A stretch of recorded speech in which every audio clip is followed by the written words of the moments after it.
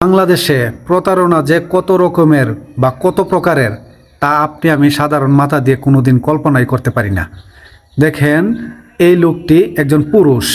সে পুরুষ হইয়া সামাজিক যোগাযোগ মাধ্যমে মহিলার বেশ ধারণ করে বিভিন্ন লোকের সাথে প্রেমের সম্পর্ক করে এবং প্রেমের সম্পর্ক গড়ার পর বিভিন্ন কৌশলে ও অর্থ সম্পদ ওদের কাছ থেকে, যাদের সাথে সম্পর্ক করে তাদের কাছ থেকে হাতিয়ে নেয় এবং সে পরিচয়টা দেয় কি একজন লেডি সামরিক বাহিনীর সদস্য।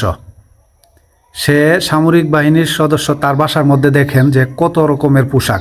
বাংলাদেশে যত ডিফেন্স আছে সবার পোশাক আছে, আর্মি, পুলিশ, নৌবাহিনী, বিমান বাহিনী, সবার পোশাক ওর বাসার মধ্যে আসে এবং তার বাসার মধ্যে দেখেন কত রকমের আইডি কার্ড তৈরি করছে ও।